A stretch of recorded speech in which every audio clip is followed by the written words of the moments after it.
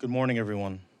We'll begin today's COVID-19 press briefing with Mayor John Cooper, followed by Dr. Alex Jahangir, Chair of the Metro Public Health Department and Metro Coronavirus Task Force, who's joining us by video conference.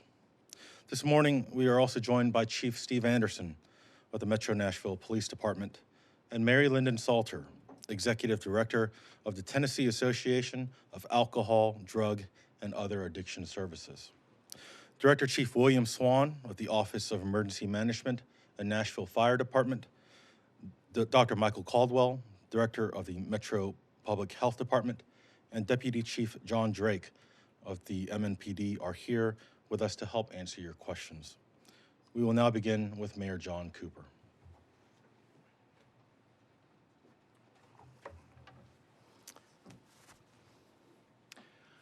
Good morning, Nashville.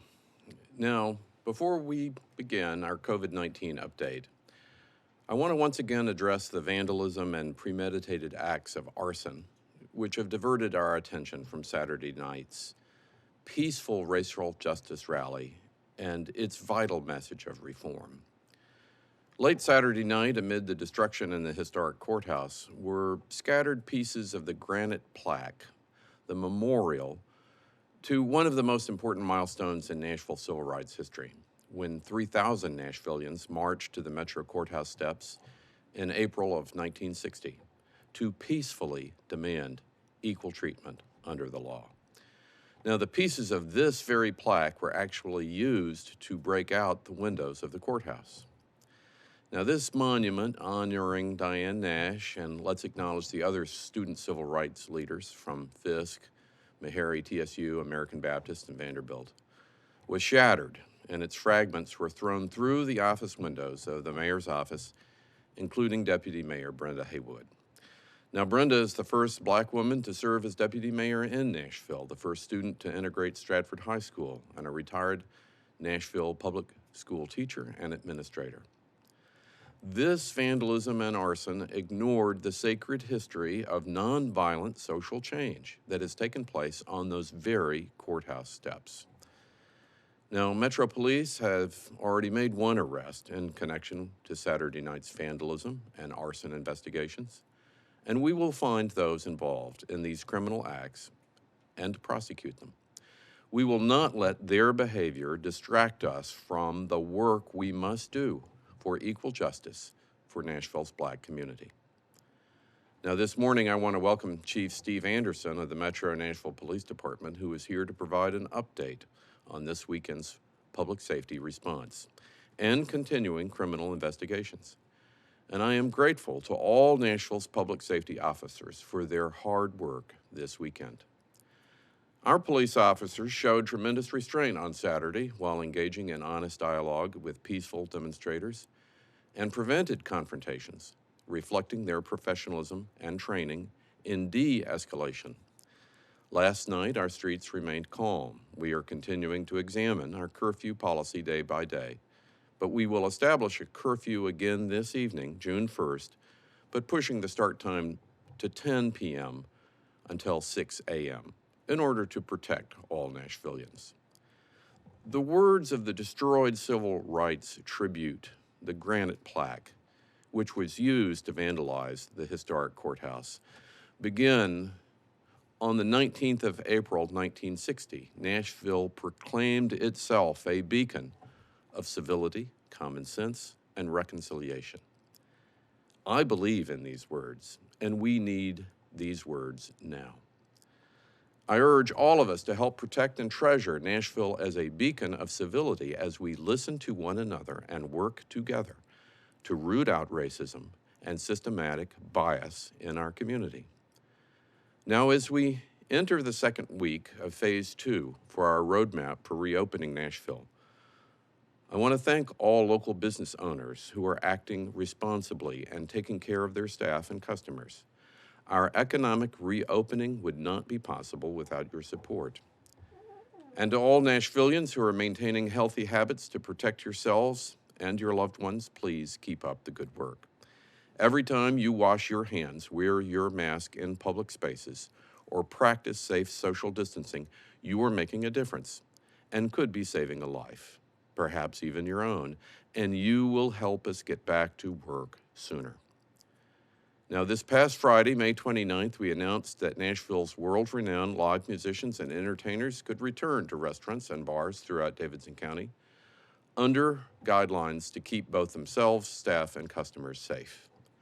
This means we can add 2 more additional performers on stage at the same time with proper public health measures in place.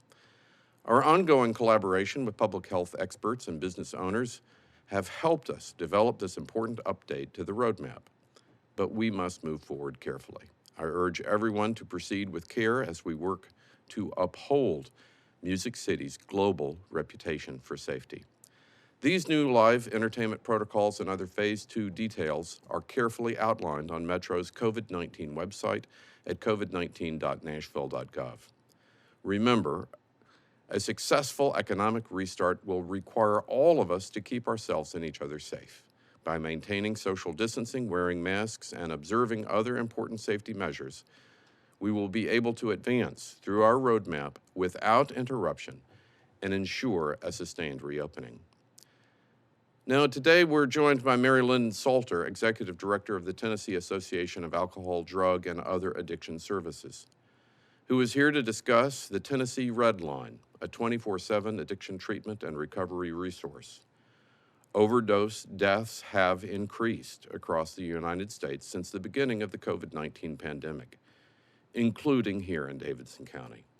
This is a particularly difficult time for anyone who is struggling from addiction, but help is available. If you are struggling with substance abuse, call the Tennessee Red Line at 1-800-889-9789 for accurate, up-to-date addiction information and referrals.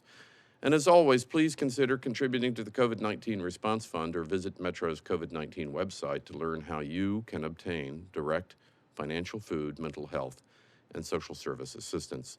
I'll now turn it over to Dr. Alex Jahangir, Chair of the Metro Coronavirus Task Force, who is joining us today by video conference.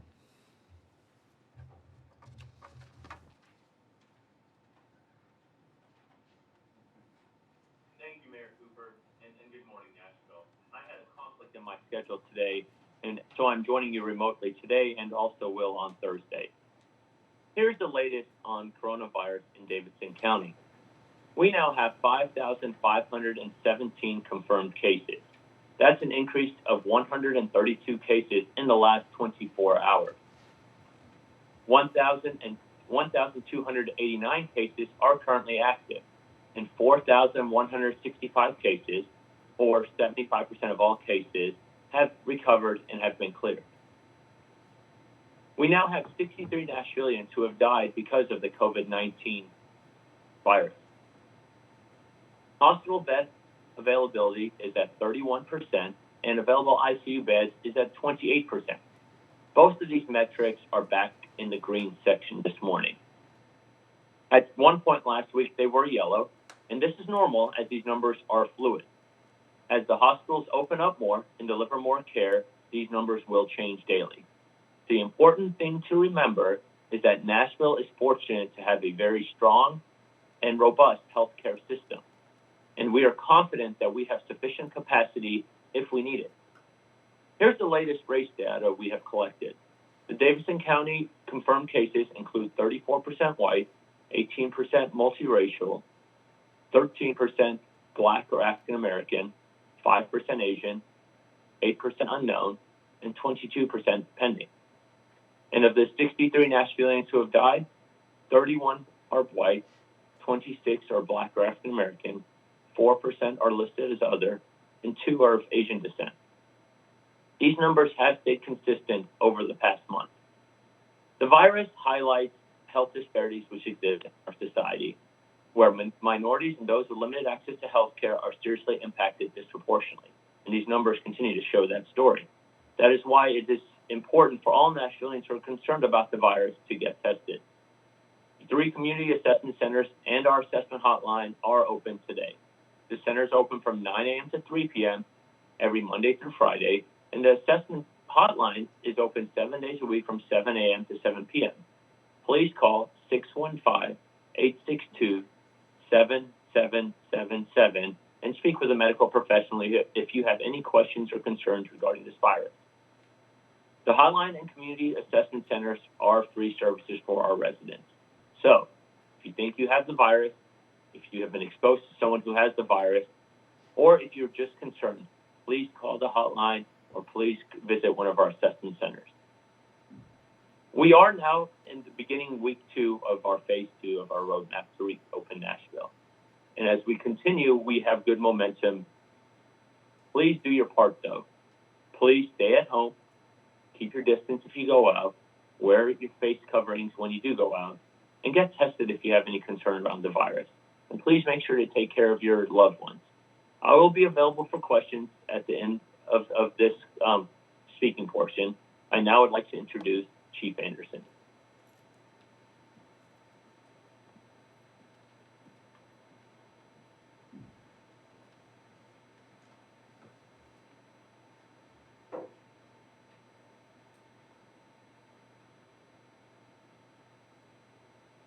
Good morning. Good morning.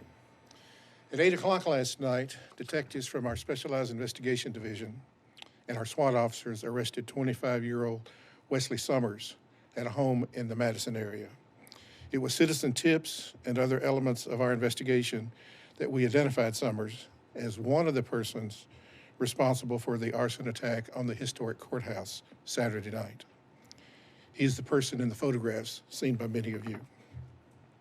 Summers has been charged with aggravated arson, both serious felonies, as well as vandalism and disorderly conduct. He's being held in the Metro Jail in lieu of a $755,000 bond.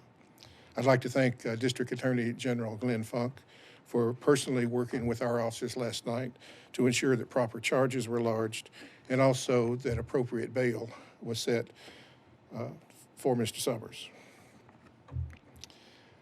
Our investigation into this has not stopped. There are many others. We've received a significant number of tips from Crimestoppers concerning persons who essentially betrayed the protesters who wanted to exercise their freedom to voice their concerns and instead resorted to criminal acts. We're working to confirm the identities of these persons, and we anticipate additional arrests. I should say there are multiple local, state, and federal law enforcement officers jointly investigating this situation. I also want to thank the members of our community for their cooperation. Law enforcement is not just a police effort, it's a community effort. So please, anyone with additional information, please contact us. You can go to our website, Metropolitan Nashville Police Department, and be directed to how you can provide information through Crimestoppers or through a special email address that has been set up to receive video photographs. So we encourage anyone with any information, please share that with us. I'm also pleased to report that Sunday was quiet here in Nashville, no major incidents. Our officers, along with our partners in the Tennessee Highway Patrol, maintain a visible presence downtown. And I think the citizens understood the 8 p.m. curfew and why it was imposed. Again, there were no issues.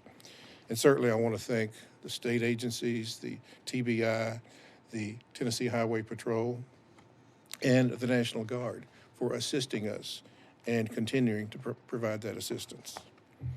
And I also want to thank all the Nashvillians who came downtown to peacefully protest and make their voices heard. More than 90% by estimate were peaceful and there to demonstrate their concerns. And they should have the right to do that without a criminal element infiltrating their ranks. And I also want to say that this police department joins in with all others across the nation in condemning the acts of what occurred in Minneapolis. And not just the officer with the knee on the neck of Mr. Floyd, the officers that stood by and watched also. We look forward to working with our community to resolve this situation, and we look forward to providing protection and facilitation as people peacefully protest and express their concerns in the future. Thank you.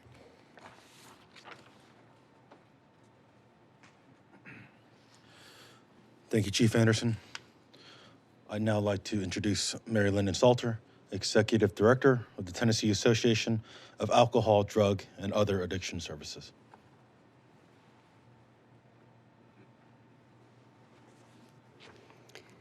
Hello. As Mayor Cooper described, the Tennessee Red Line has been administered by TADIS for several years, and I'll just underscore that number again, 800-889-9789. This is a 24/7 free confidential referral to treatment hotline. It includes referrals to providers that are state funded to provide services to people without health insurance. We are working with many of our community partners, including the Metro Health Department, to address the spike in overdoses around the state with partnerships through prevention programs, healthcare providers, and other outreach events. We recognize that while social isolation is necessary at this time, it has led to more people using substances alone. There's no one there to call 911. There's no one there to administer naloxone. We're trying to stress that it is more dangerous to use alone than to recover in community. Addiction treatment providers are implementing the same safety measures as other healthcare facilities. They are following the same CDC standards and working hard to keep everybody safe in their facilities. Telehealth is available. Treatment is available. Referrals to state-funded free treatment services are available. One of the things that we just started last week is a brand new warm line, and it's called the Mental Health Active Response Team warm line for emotional support. That warm line is being staffed by a network of professional counselors that are providing emotional support to fellow healthcare workers. It's also funded by the Department of Mental Health and Substance Abuse Services. That hotline number, warm line, is 888-642-7886. It's 888-MHART-TN. It's available from 6 a.m. to 7 p.m. in Central Time, as well as 7 to 11 Eastern Time for the state of all of our healthcare providers around the state. It provides free confidential support to people who've been providing care for people affected by COVID for the last few months. It's been exhausting, it's been stressful, and it's something that fellow healthcare providers want to help our team of people across the state to address. The line is staffed by volunteer mental health professionals, and if you go to our MHeart website, you can see ways to call to get support as well as to volunteer to help staff the hotline. It is available again 6 a.m. to 10 p.m. every day. So thank you for your time.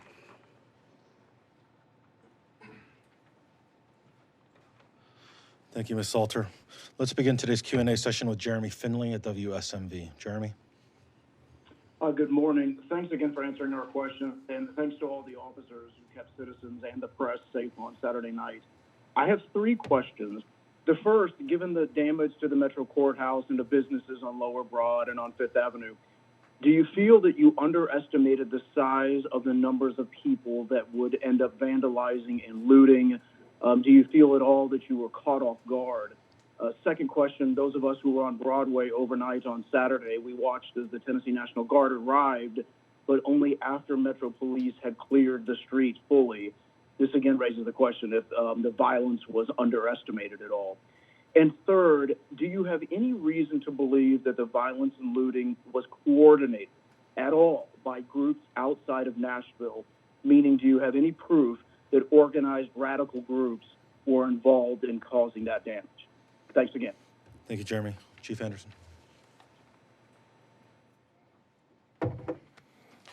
So the answer to our response and our estimation is clearly yes. We needed more people on the street.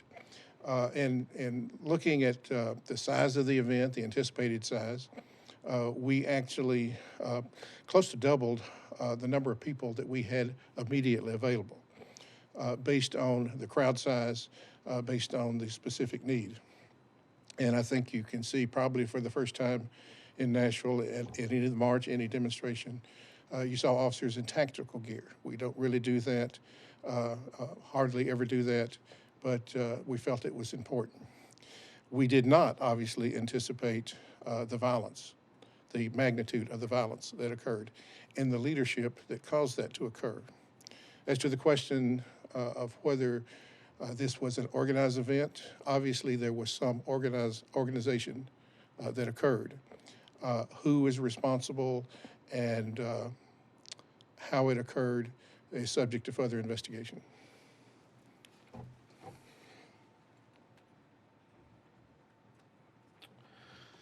Brett Kelman at the Tennessean, you're on the air. Good morning. Two questions for Dr. Jahangir. One, if the protests over the weekend lead to a spike in coronavirus cases, how long will it take for that to surface? What would be the timeline for us to see increased cases? And then second, do you think that merely being at the crowded protest over the weekend, regardless of if someone was a protester or a police officer or a journalist or anyone who was there, is that alone a good reason to go get tested for coronavirus? Thanks, Brett. Dr. Jahangir. Great. Hey, thank you, Brett, for that question. Regarding your first question, it typically takes anywhere from 3 to 7 days for this virus to, and really maybe 5 to 7 days for somebody to be symptomatic with this virus. So that if somebody were to be infected, that would be the initial timeline, although it can go up to 14 days. The other part of your question is I appreciate you asking that. So here's the thing. A great deal of people who have this virus can be asymptomatic carriers. However, I want to be very clear from what I understand about the rallies and the protests. A majority of people had face masks. It was outdoors, which is a much better than being indoors. And from what I understand, there's transient. It's just if you or be in contact with someone, typically is transient. With that being said, I think it's not my general recommendation for anyone who was there to go get tested. However, if you are worried that you may have the virus, so for example, the symptoms that we haven't mentioned in a while: cough, shortness of breath, fever, loss of smell or taste, or diarrhea, get tested. If you're aware of someone that maybe you did come in contact with that had the virus, get tested. If you don't want to get tested, but you want to be out of overabundance of caution for your family members or friends, you can also self-isolate for 10 days if that is a worry of yours. But the general gist of your question, the mere fact of being at any of the rally protests this weekend, I would not say you necessarily need to get tested. But if you do need to be tested or worried about it, again, we have community assessment centers. We have our hotline if you want to speak to someone further about it. And then I encourage you to utilize all that to make sure that you're taken care of. So thank you. Thank you, Dr. Jahangir. Adam Tamburin at the Tennessean. Adam. Hi, my question is for Chief Anderson. Have you or your detectives talked to Mr. Summers, and have you been able to determine what his motive might have been for his part in the arson attack? And have you determined if he might have been either acting alone or as part of a larger group? Thanks for that question, Adam. Chief Anderson.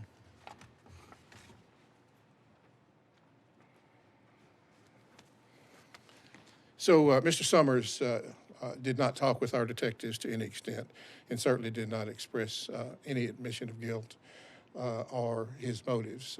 I think other information was gathered that night that may prove helpful as we go forward in the investigation, but Mr. Summers has not been forthcoming.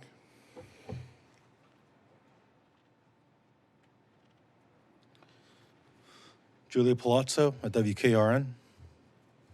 Thank you so much. A few questions. Mayor Cooper, do you have an idea at this point what the estimated cost of the damage is at the courthouse, and will you discuss how that's going to be paid for during tomorrow's budget meeting?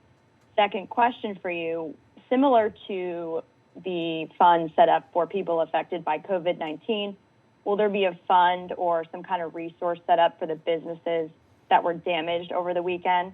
And Chief Anderson, a question for you. There's been chatter on social media about the potential of 1,000 people on Thursday marching on I-24 near the Nissan Stadium entrance.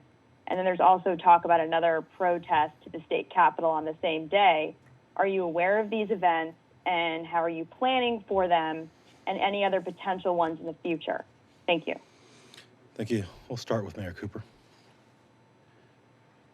Julia, thank you for the question as to the cost of the damage for us and other businesses. So far, it seems we all have insurance. So I think the out-of-pocket costs for the taxpayers on this hopefully will be covered by insurance, and hopefully for these other businesses as well. I would, of course, be interested in any businesses that had a loss that they felt was not being covered by insurance. I would ask them to reach out to my office.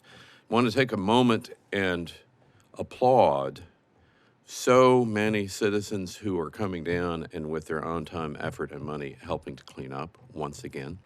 It's an act of outstanding citizenship and makes us an inspiration for other cities. And then finally, I'd like to just add a comment in a way to an answer to the Chief's answer to Jeremy's question. The question about underestimating the need, let's look at other cities too. Comparatively speaking, Nashville did a really marvelous job under a difficult set of circumstances. We had very few injuries. There are none of our officers injured, for example. This is just not true in other incidences around the country. So I think you've got to acknowledge the professionalism by which the public safety officers conducted themselves and the blessing that there were non-injuries in Nashville. And then comparatively, we really are on the fortunate side of the ledger, which I also want to acknowledge. Thank you.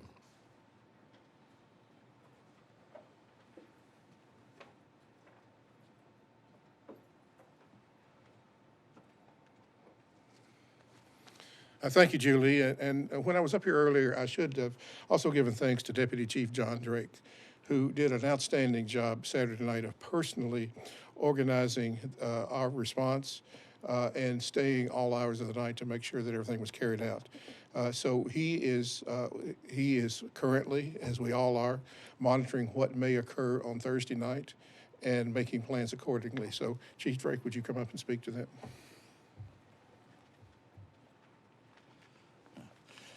Good morning, everyone. As we do with any event, any planned demonstration, we began to assess that event. We began to make contact with individuals, and as those demonstrations evolve, then we put our plan together accordingly.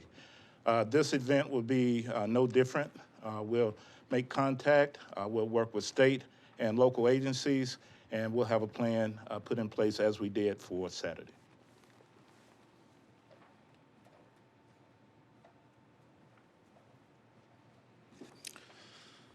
Alex Apple, Fox 17. I have a question for the mayor. Mayor, the minority caucus on Metro Council sent a letter to you, I believe it was either Friday or Saturday, asking for a couple of things, but two things I wanted to ask you about is the city or is your administration looking to hire a chief diversity officer? That was one of the positions that they sought to have filled. And I wanted to ask you if you thought their criticism of the dispersal of federal funds or grants not proportionally going to the minority community, do you think that is fair? And how did you receive those comments from them? Mayor Cooper. Well, thank you, Alex. I welcome those comments. I welcome the comments.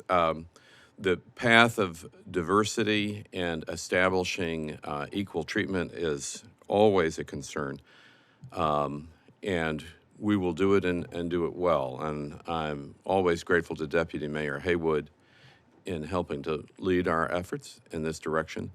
As to the dispersal of funds, the answer is no funds have been dispersed. It has not been dispersed. But when they are dispersed, it's going to be with the whole community in mind. The problem for the moment, if I can just step aside, is there's too much need in the community. It's the need all across the community. We don't have the money to possibly serve all of those needs. We have the needs for our kids getting back to school. We have the needs for public health to make sure there's not another outbreak. We have the needs of a social safety net for our most vulnerable, and that's food, housing, all kinds of assistances. So I look forward to working with the council to not only accept, but to succeed with all of the separate challenges that a city has right now. COVID has made it worse, to be sure. We had those challenges from before. We had housing challenges from before, but we really do now. And let's acknowledge that this is the worst unemployment situation that our city has seen since the Great Depression. We hope it is temporary. Everything that we do in social distancing may shorten that period of challenge to us, so let's do that and let's get us back to work and addressing these needs. But no, my answer to the Minority Caucus is I am grateful for their work in doing this.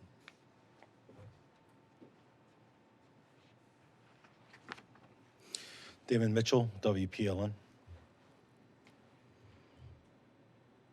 Hi, Chris. I have two questions. The first is for Mayor Cooper. Mayor Cooper, you said that there were more equal justice work that the city must do. Can you just kind of explain what that means moving forward? Is your office been in touch with the community about their concerns on Saturday? And the second is for Chief Anderson. Do you feel that officers were slow responding to the courthouse? And second, I know that you did have the support of the National Guard. But did they actually need to do anything over the weekend? Thank you, Damon. Start with Mayor Cooper. Well, yes, David. And as the challenge of equal justice under law is just, it's an American challenge and has been, sadly, to keep the American promise available to all of our community. I'm going to spend a lot of the week meeting with leaders to determine what we can do better here in Nashville. We need to listen. All leaders, all elected officials need to listen carefully to the community. That's a process that was going very well on Saturday until it was interrupted. Now, as I said in my earlier remarks, we don't need to be diverted from the challenge of providing an equal, fair justice to everyone in America. We have to be willing to acknowledge our failures and that there is systematic racism in America and there's inequality. So let's get on with it as a city and address those problems right now. For the moment, we need to make sure that everybody is safe and their First Amendment rights are protected and that we can succeed as a city. But yes, of course, there's an equal justice challenge here and there is in the country. And so let's work together to solve that problem.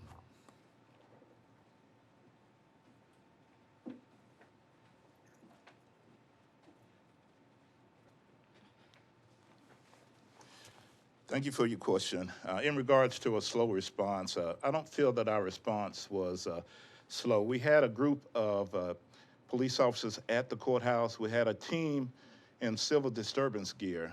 Throughout the day, we had parts of the crowd that had been throwing objects at different officers, and so we wanted to get a team in their civil disturbance gear, and they were en route when the fire started.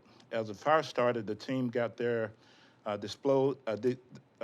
used chemical agents to displace the agitators, and then we were able to get the fire department in and put the fire out.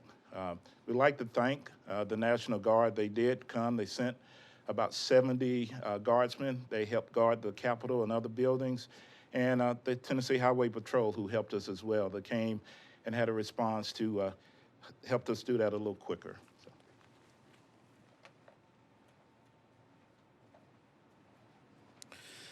Harriet Wallace, Fox 17. Harriet? Yes, good morning. I've got a few questions. First, for Chief Anderson, I know you had mentioned that you all just simply didn't anticipate in terms of what would happen, the overwhelming aftermath of the vandalism. My question is, as you also mentioned, we've seen what has happened in other cities. I'm not sure about their police departments, but I know we are at somewhat of a deficit and have been for some time.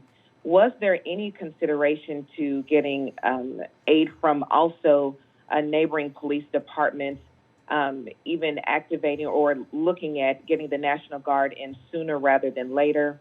Because again, I know we maybe didn't see all that coming, perhaps, but we saw it in other cities, and we know that we are at a deficit. Also to you, Chief Anderson, back to the whole point of the peaceful protest, your remarks, your response to the comments from those who were rallying, saying that there is a great concern about the relationship and interaction between Nashville's African-American community and the police department. If you could respond to that. Mayor Cooper, any words for our businesses, especially Broadway, who were hit with COVID, trying to reopen, and now this setback? And how much longer will the National Guard be in place? Thank you. Thank you, Harriet. We'll start with Chief Anderson.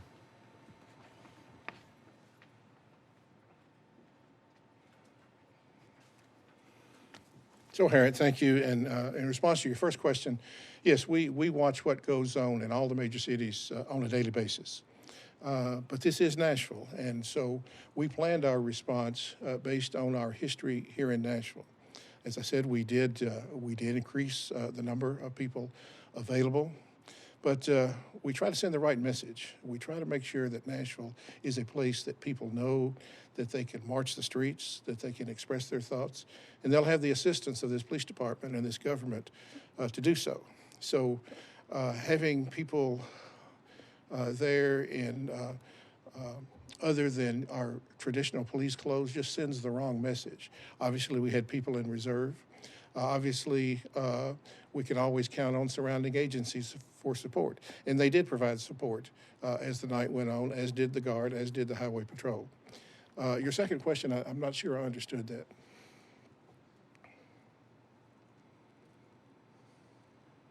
If I'm able to, I can repeat that. Go ahead. Can you hear me? Yes, go ahead. Yeah, I was saying, Chief Anderson, the original purpose of the protest that started at 3 was for those in the area, mostly African-American community, to express their concerns about the relationship between Nashville's African-American community and Nashville's police department, saying that there are some concerns with that relationship. And I was asking for your response to their characterization that there is a strain between those groups. Could you respond to that? And if there are any plans to mitigate the issues of that relationship? Well, I think when you're talking about law enforcement and communities in general, there's always a strain, and certainly in our African-American communities. A lot of it is based on past history. I try not to dwell there, but certainly we want to take advantage of every opportunity we can to work together, to build fences, or tear down the fences between any community to make sure that we have the relationships that we want. And let me emphasize again, this march, this rally, this protest was very, very peaceful. Very, very peaceful. People were expressing their ideas, their thoughts, and we facilitated that. We protected people while they were doing that. It was a criminal element that entered into this group of people and organized what they did. So certainly we welcome the opportunity to be a part of any type of protest, demonstration, expression of ideas in the future.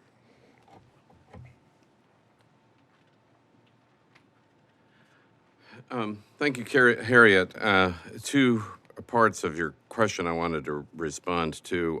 Broadway, boy, it's another challenge and a challenging year. I'm grateful to them, and it's interesting. We challenged the public that we wanted to listen to the protocols in Safer at Home to do them better and to respond to an economic reopening. We responded.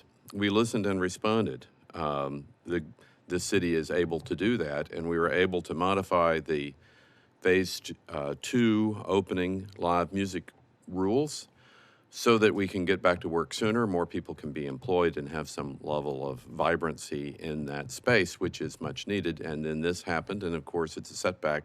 It's going to be a separate setback, but we're going to get through it. But I applaud those business owners for getting reopened. We want to help you, and we have listened and adjusted in order to do that. But the challenge is to getting all of us back to work too.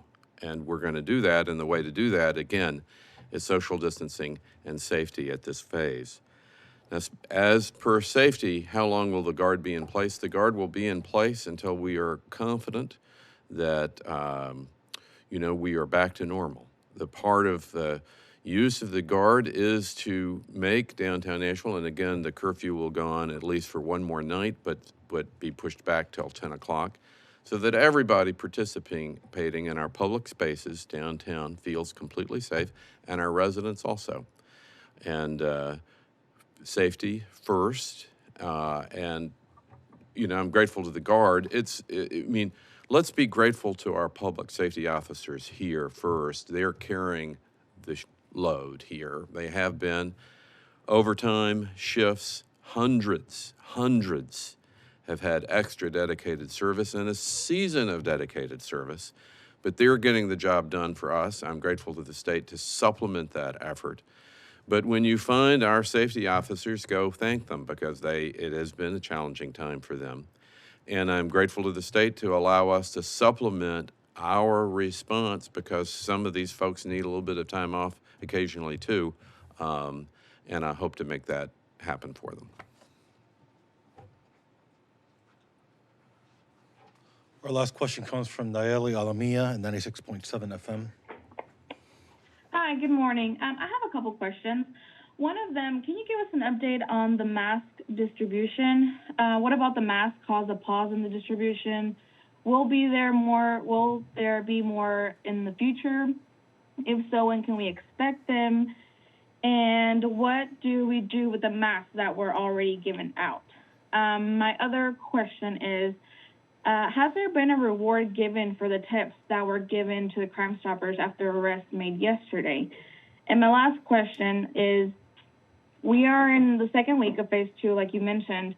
Will there be a doubt in going into phase 3, since it will take a few days to see if there will be a spike due to the protest?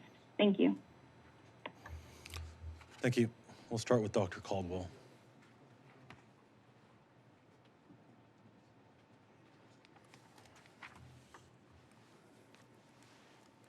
Good morning. I've been in touch with the Tennessee Department of Health over the weekend since I first learned of this at 5 o'clock on Saturday about these face masks.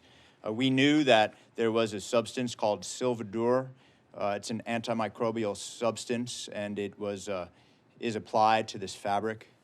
I right now can tell you that the State Department of Health is saying to us that until more data is made available about the application of this Silvadur to these masks, that we should not distribute them at this time.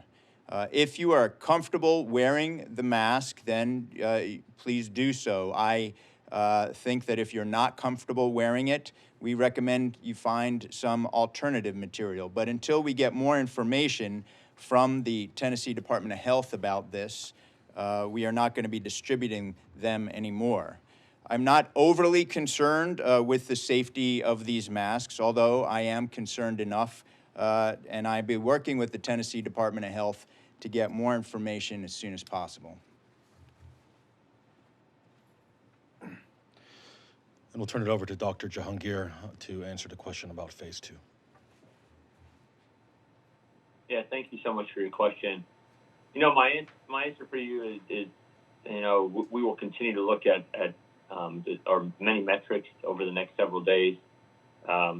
I don't think we have enough information right now for me to, in good faith, to say yes or no. We will advance to phase 3, but I think we need to continue to see how the next several days plays out. I'll tell you today, we're in green for all of our metrics, but we've had an increase in the case the past couple of days. So we'll continue to watch them and be as straightforward with you as we can over the next several days. So thank you so much.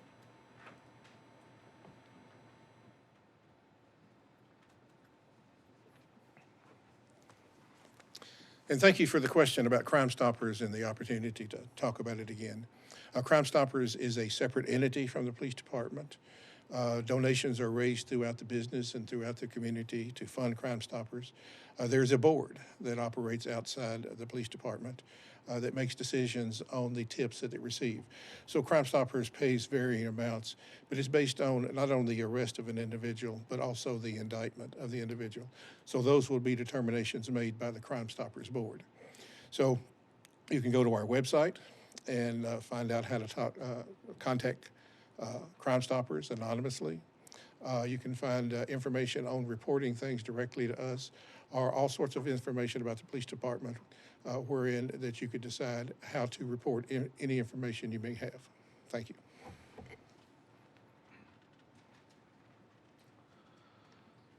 Those are all the questions we have this morning. I'd like to thank Chief Anderson and Ms. Salter for participating in today's press briefing. The next scheduled Metro COVID-19 press briefing will air on Thursday morning, June 4th at 9:30 a.m. As a reminder, you can stay up to date on Metro's coronavirus response at covid19.nashville.gov.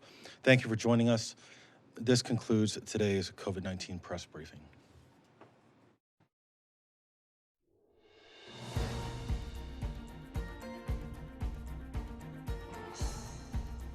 This has been a service of the Metro Nashville Network. If you would like to see this presentation again, or for more information about this and other programs, visit nashville.gov.